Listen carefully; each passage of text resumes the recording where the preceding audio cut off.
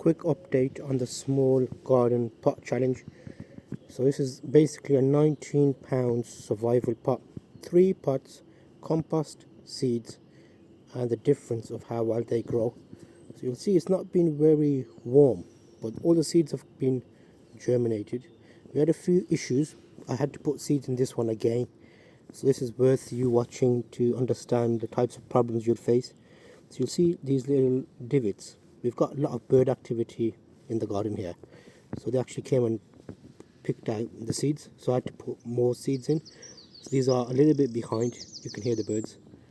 These are a little bit behind where they should be, so I reseeded these. So the first lesson is, if you do a small pot challenge and you've got lots of birds, put some type of cover over it, even if it's like a flimsy little netting or a piece of cloth that lets a bit of shade through.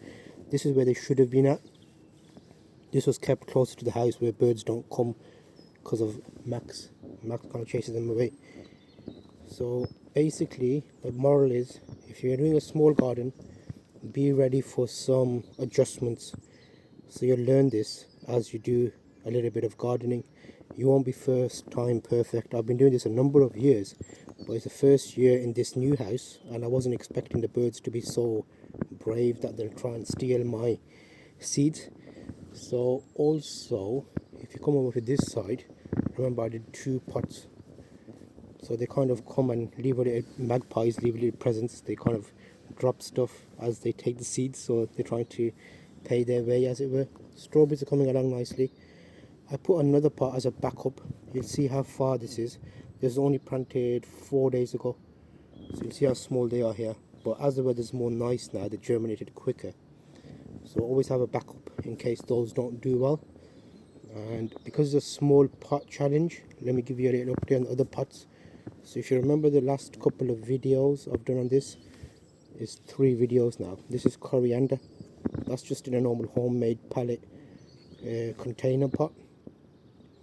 And if you remember on the wall I had these kales. I've put them in the ground now, so you don't need a massive amount of space. What you will come across is, now we're at week 3, compost normally has nutrients in it for a certain amount of time, and it starts to leach out as you water it.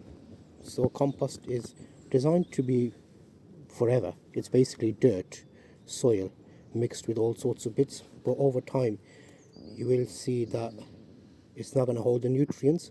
So I did promise someone to tell you how you get around that. So let me take you over to the back of the garden, where we've done a little bit of work already in week 1, and that helps. While I'm here, should I show you, let me just give you a little update over here. So in the garden beds, I put old containers and buckets. All the kitchen waste goes in there, not screws. I don't know how that screw made it in there. And basically the worms will work on that, so that'll make me a little bit of home compost. So I'm already preparing for next season. But the main thing you want to think about is fertilizer and plants. So what I've done here is, again, it doesn't have to be massive. I got a bucket, and in the bucket I'm making my own fertilizer. Let me get something to show you this closer with. So there's the compost I was using, and you'll notice on the compost bags it often says there's feed added in the compost, which means that it's only going to be feeding your plants for a certain amount of time. So at some point you're going to want to create your own feed, because it's cheaper and you know what's going in there. So right now here, banana skins and some weed plants. I'll tell you more about that plant, the weed plant. But look at this nice, rich, pungent juice. Let me give you a little example of how this works. So you get some of it, and let me show you in a see-through container so you can see it a little bit better. That's what it is. See that? It's basically like tea, water, and then you come over to your rainwater. If you have a rain barrel,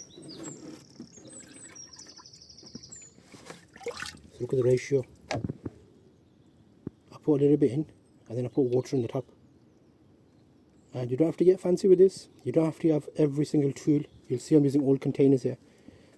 I don't even have a watering can up here that I'm using. I do have one, but I'm specifically showing you this to give you an idea.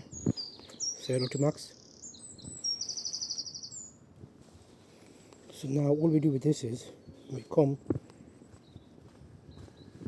and because the compost is losing nutrients, just water it with basically water from old banana skins and old weeds from the garden, comfrey specifically. So what we're doing here is we're fertilizing the compost because it's basically lost a lot of the nutrients. You don't have to go mad with this, just keep the soil moist.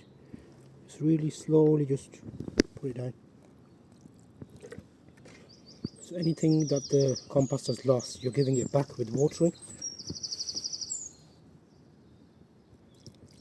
So keep old containers from your house, recycle them, use the seeds, and you'd have amazing plants. £19 survival pot challenge.